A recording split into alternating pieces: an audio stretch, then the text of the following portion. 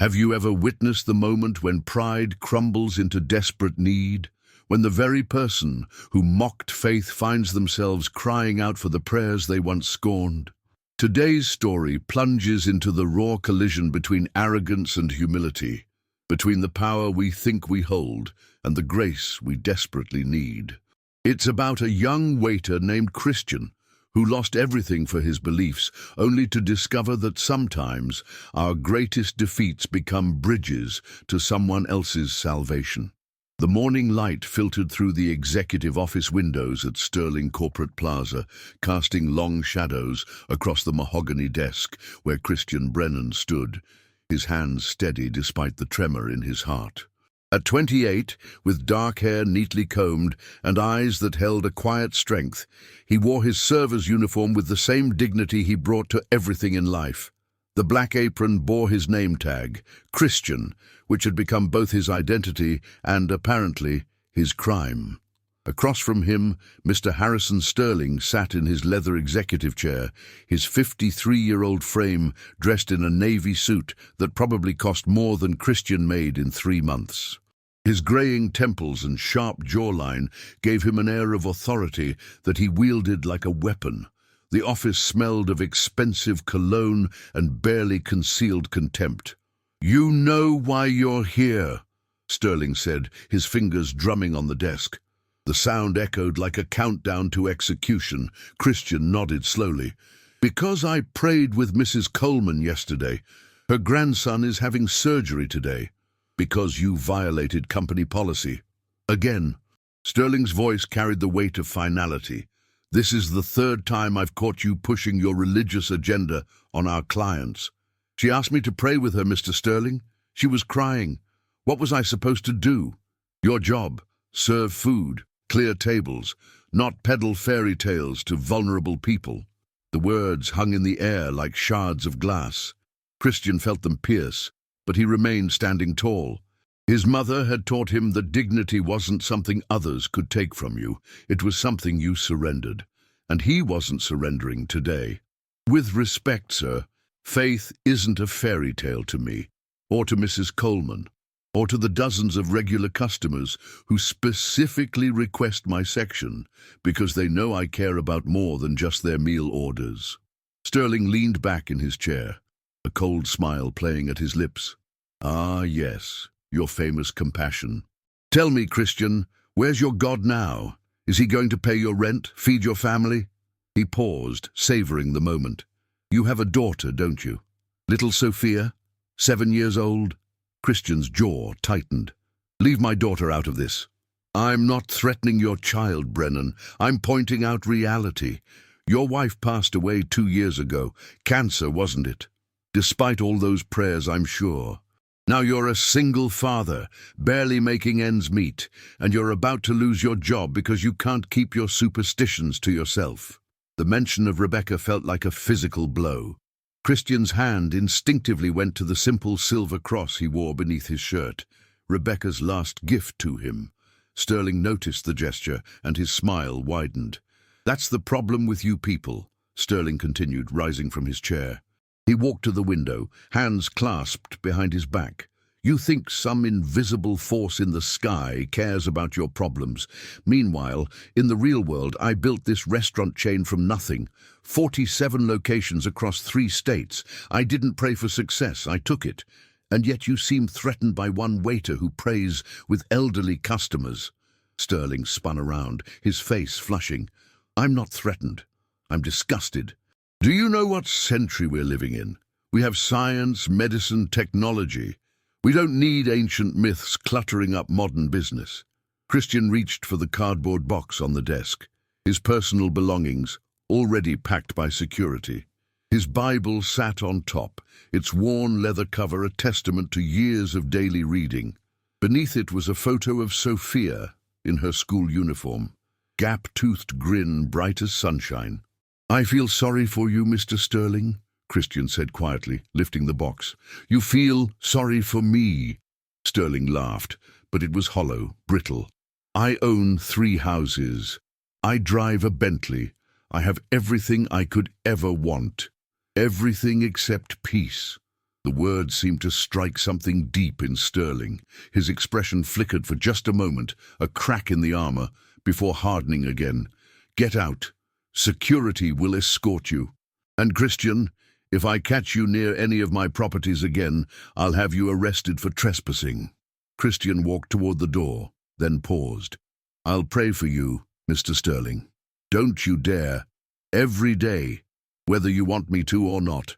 As Christian left, he heard Sterling's coffee mug shatter against the wall. The walk through the restaurant felt both endless and too short. His co-workers watched with a mixture of sympathy and fear. Maria, who worked the morning shift with him, had tears in her eyes. Thomas, the head chef, gave him a subtle nod of respect. But most looked away, afraid that association might cost them their own jobs. Outside, the October air bit at his cheeks. His 12-year-old Honda Civic sat in the employee parking lot, rust creeping along the wheel wells like age spots on aging hands. He loaded the box into the trunk next to Sophia's soccer gear and the grocery bags he couldn't afford to fill completely. His phone buzzed. A text from his sister Emma. "Heard what happened. Jeremiah and I can lend you some money." He typed back, "God will provide. Thank you, though. Christian, be practical. You have Sophia to think about." He sat in his car for a long moment, staring at the restaurant where he'd worked for 3 years, where he'd served thousands of meals, comforted hundreds of lonely souls, and apparently committed the unforgivable sin of caring too much. The drive to Sophia's school took 15 minutes. He arrived just as lunch recess began, parking where he could see the playground. There she was, his little miracle, Rebecca's final gift, running with her friends, her dark braids flying behind her. She didn't know yet that their already fragile world had just cracked a little more.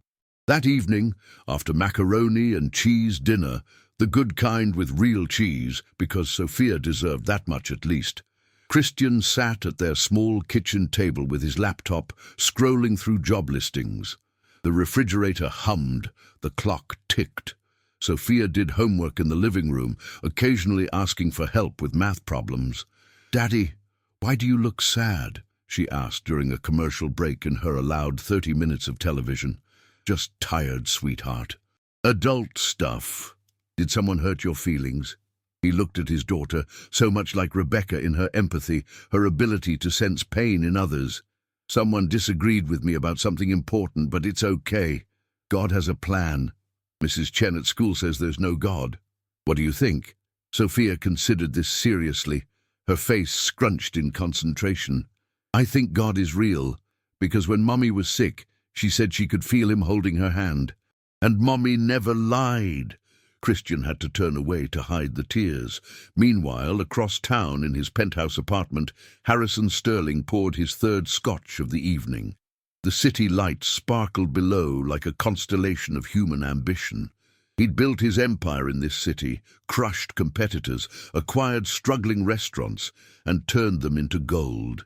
He was a king in his kingdom of commerce. So why did that waiter's words keep echoing? Everything except peace.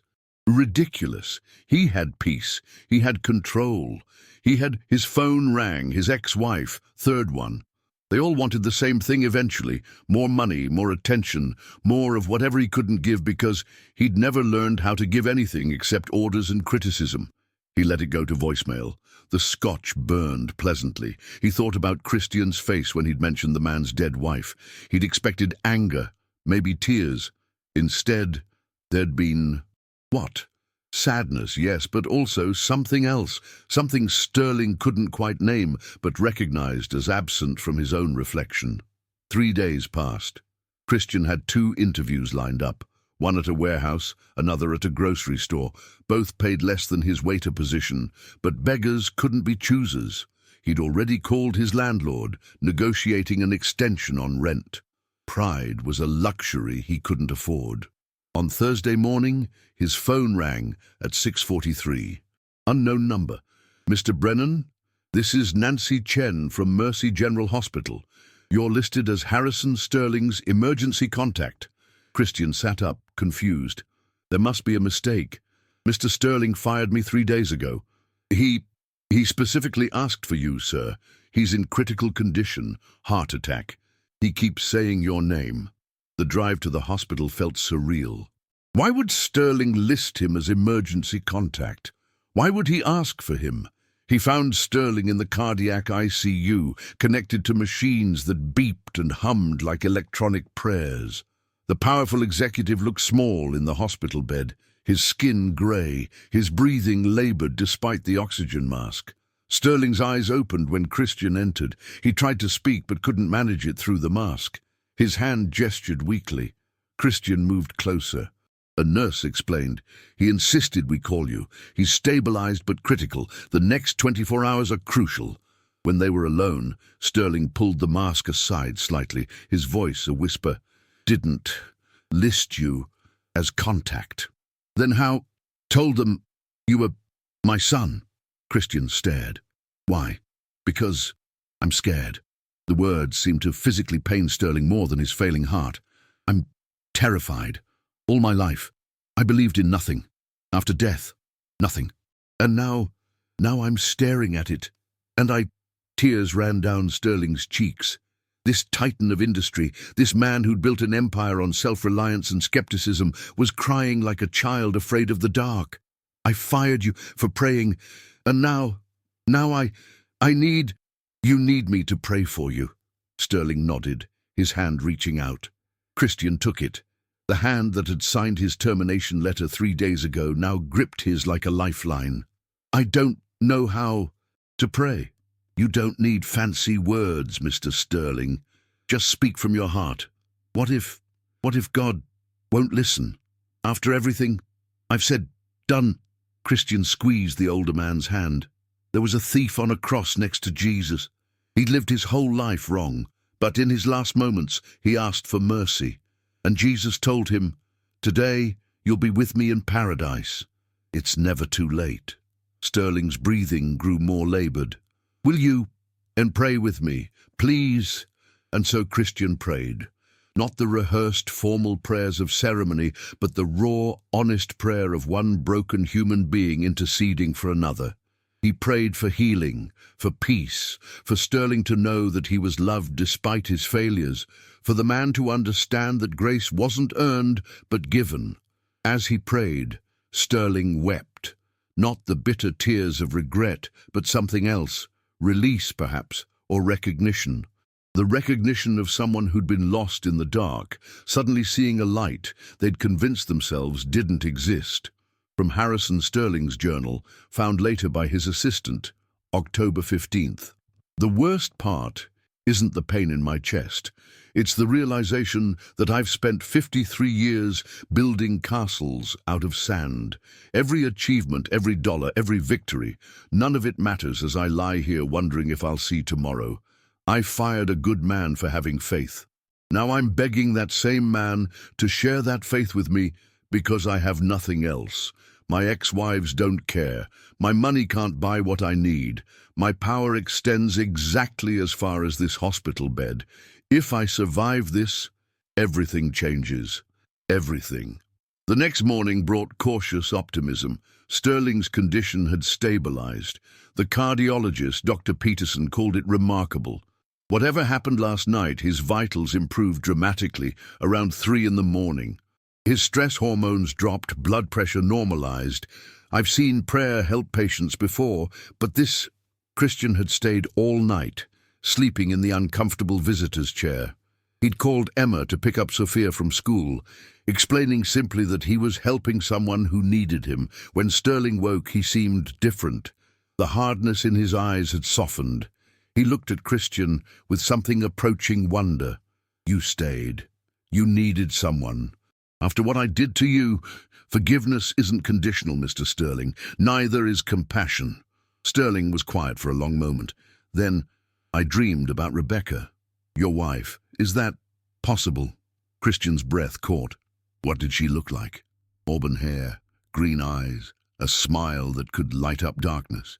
She said to tell you that Sophia's going to be okay, that you're doing everything right, and that... Sterling paused, struggling with words that seemed impossible. She said, thank you for praying for the man who hurt you. Christian couldn't speak. Those details. He'd never shared them with Sterling. Never mentioned Rebecca's appearance. She also said something else, Sterling continued. She said I was being given a second chance, not just at life, but at living. Really living. There's a difference, apparently. Over the following days, Sterling's recovery continued. But more than his body healed, something fundamental had shifted. He spent hours talking with Christian about faith, about meaning, about all the questions he'd dismissed for decades.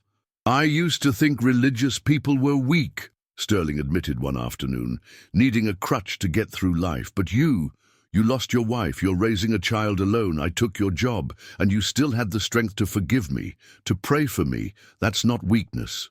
That's a kind of strength I don't understand but want to. It's not my strength, Mr. Sterling. It's God's strength working through human weakness. Call me Harrison, please. On the 7th day, as Sterling prepared for discharge, he made a request. Would you and Sophia have dinner with me tomorrow, after I'm home? Harrison, you don't owe me anything. This isn't about owing. This is about, I want to apologize to your daughter. I took her father's job. I want to make it right. And, he hesitated, I'd like to learn more about faith, about prayer, about how to be different than I've been. The dinner took place at Sterling's penthouse. Sophia, initially shy, warmed up when she discovered Sterling had a telescope. They spent an hour looking at stars, while Sterling awkwardly but earnestly tried to connect with the child whose life he'd disrupted. Your daddy says you're good at soccer, Sterling ventured. I'm okay. Daddy can't afford the travel team, but that's fine. The regular team is fun too.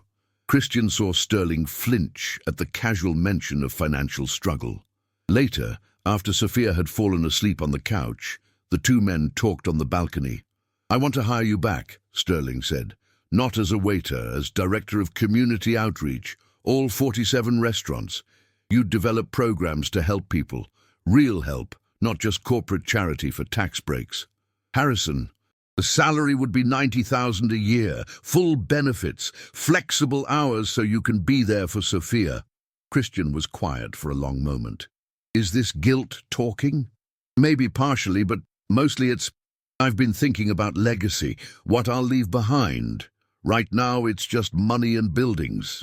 But what if it could be more? What if these restaurants could be places where people find more than food, where they find community, hope, maybe even faith? You're talking about changing your entire business model. I'm talking about changing my entire life model. But I can't do it alone. I need someone who understands what really matters, someone who won't let me slip back into old patterns. What about your board, your investors? Sterling smiled, a real smile, perhaps the first Christian had seen from him. Let me worry about them. I've spent 30 years fighting for profit. Maybe it's time I fought for something else. Christian looked out at the city lights. He thought about Rebecca, about her unwavering faith, even as cancer consumed her body. He thought about Sophia, who deserved stability, opportunity, a chance at the life Rebecca had dreamed for her. He thought about Sterling, Harrison, this broken, searching man who'd found himself at the edge of eternity and discovered he wasn't ready. I'll pray about it, Christian said. I'm learning that's your answer to everything. It's served me well so far. Yes, Harrison said quietly. Yes, it has. 3 weeks later, Christian started his new position. The announcement had caused a stir, the fired waiter returning as an executive. But Harrison had stood firm, even when board members threatened revolt. The first initiative Christian proposed was simple: prayer cards at each table. Not required, not pushed, just available.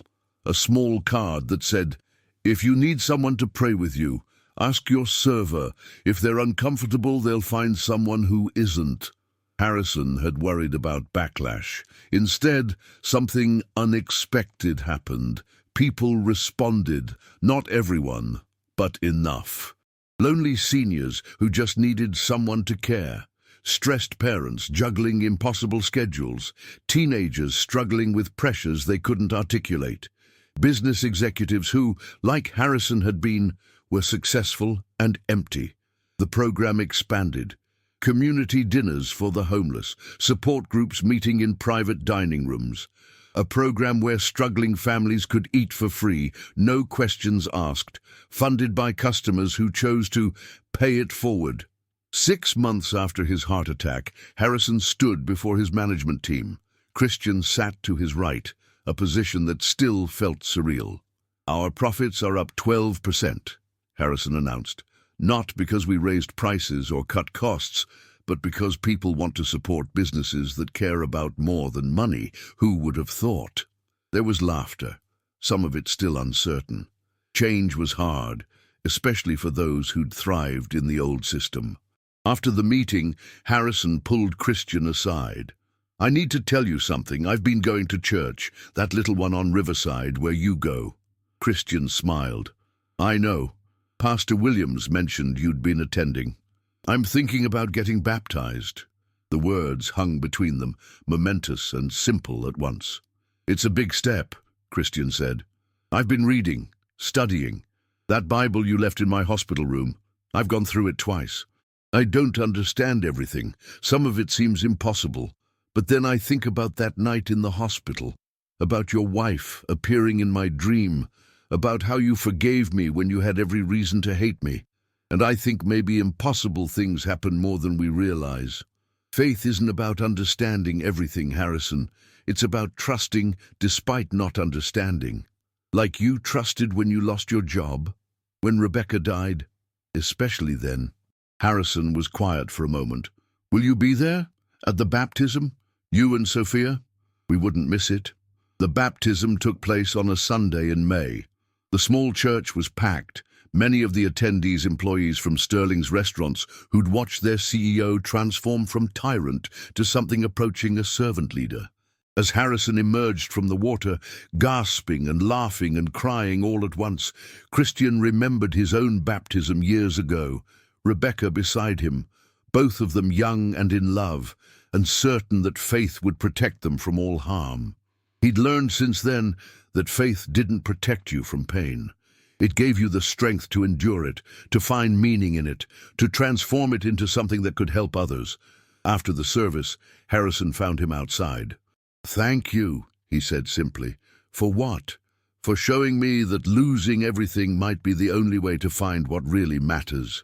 Sophia ran up, still in her Sunday dress.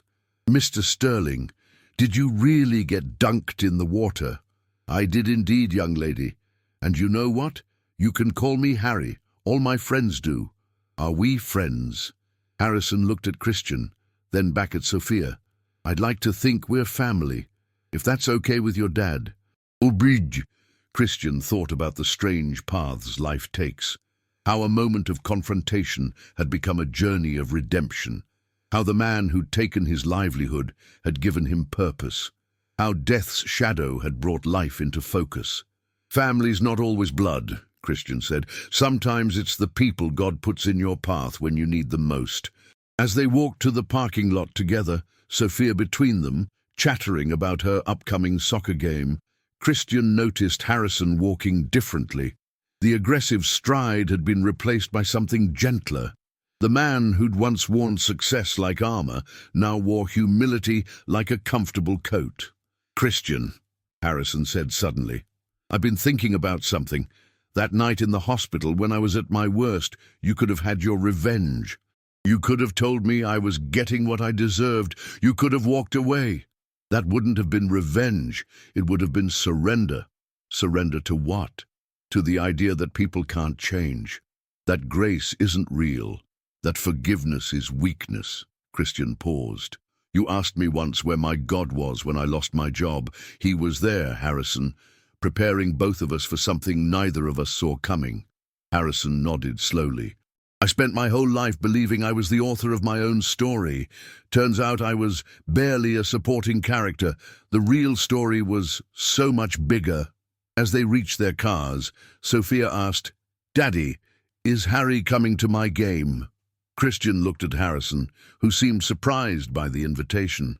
"I would love to, if that's okay." "You should know," Christian warned with a smile. "She's aggressive on the field. Gets it from her mother. Aggressive is good, Harrison said, then caught himself. In soccer, I mean. In soccer. They all laughed, the kind of laughter that comes when broken people find wholeness in unexpected places, when former enemies become family, when pride gives way to grace.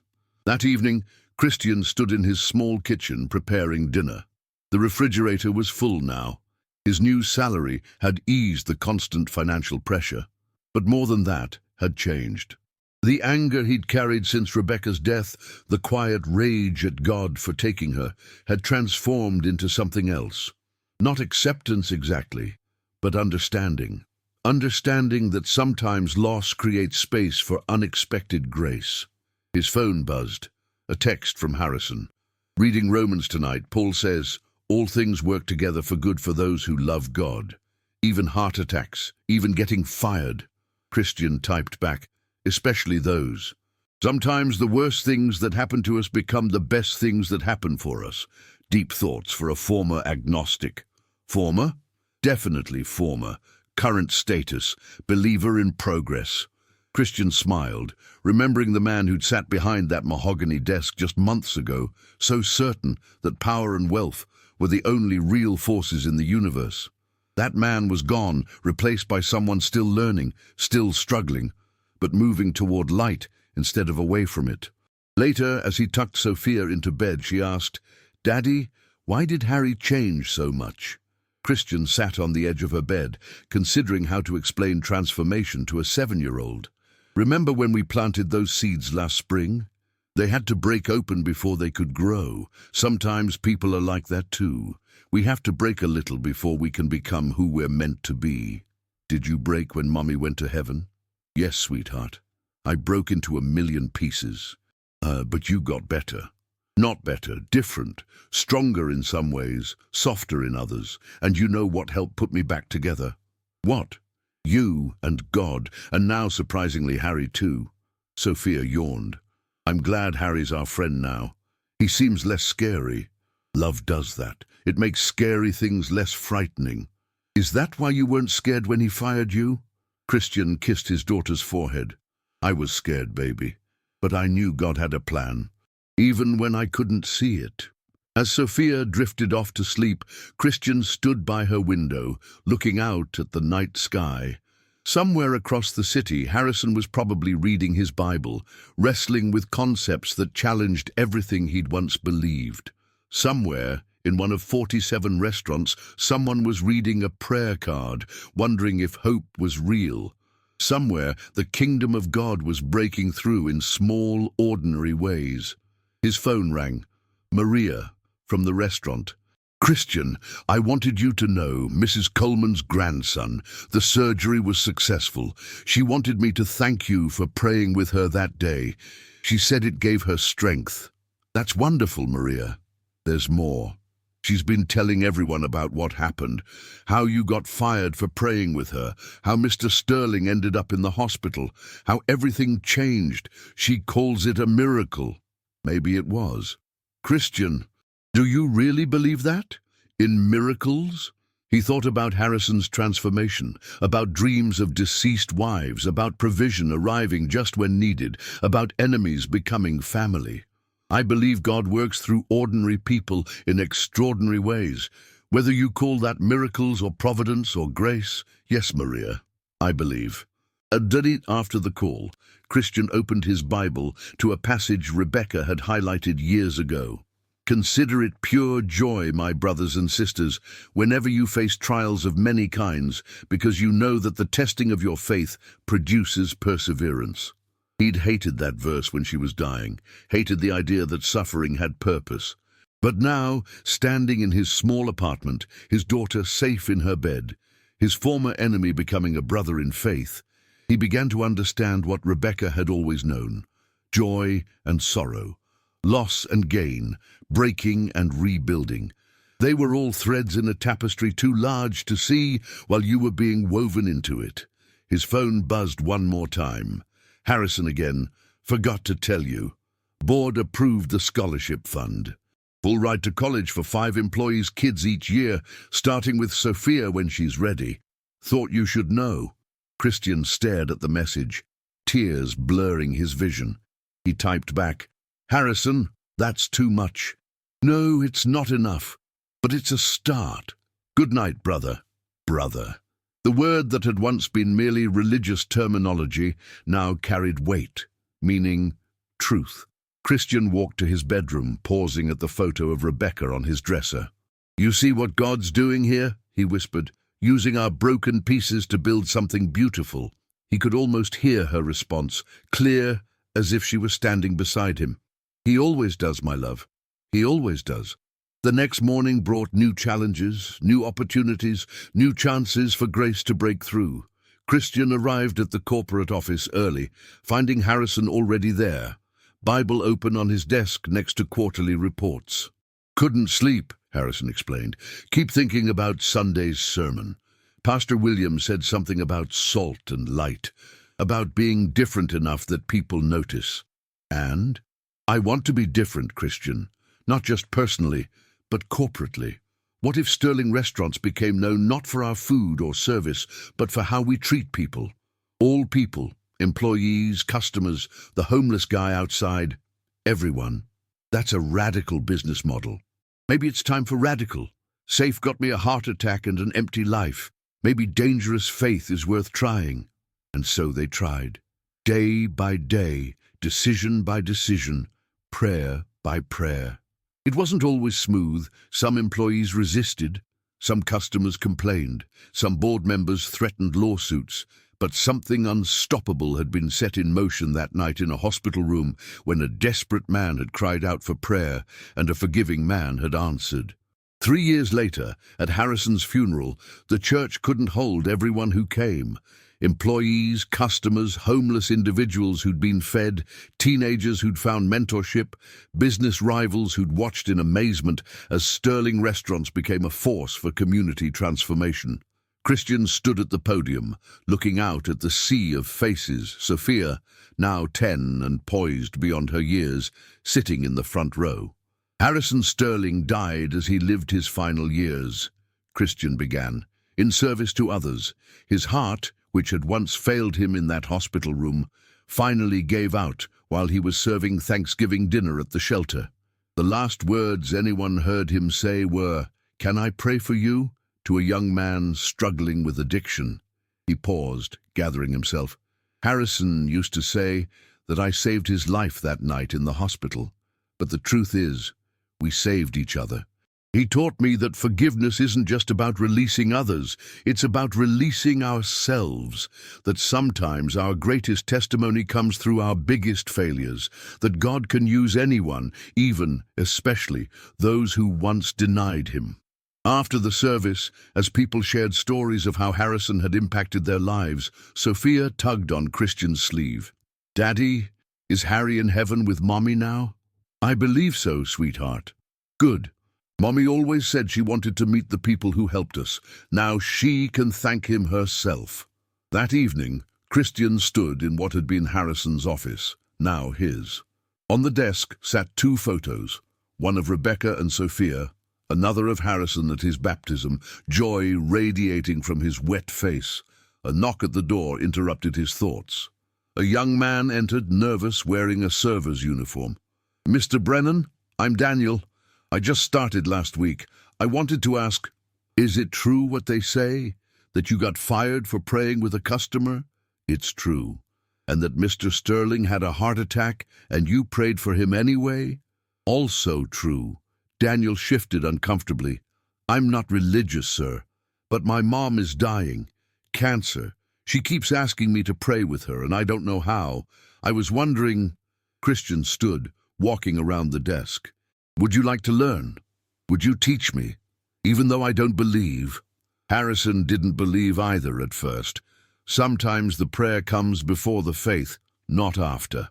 As Christian began to share what he'd learned about prayer, about faith, about the mysterious ways grace operates in broken lives, he thought about the cycles of suffering and redemption, how one man's crisis became another's salvation, how firing could lead to hiring, how death could lead to life.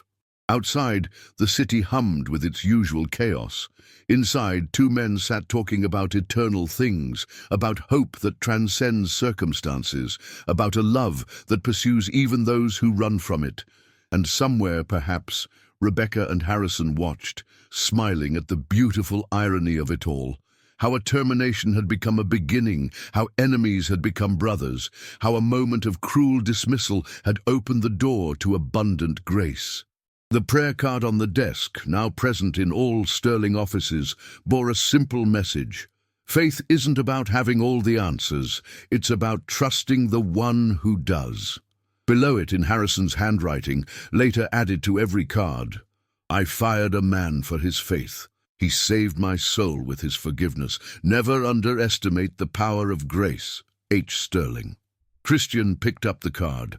Remembering the morning, everything changed. The humiliation of standing in that office, box in hand, dignity intact but future uncertain. He couldn't have imagined then where that path would lead. But then again, faith had never been about seeing the whole path. It was about taking the next step, even when you couldn't see where it led, especially then,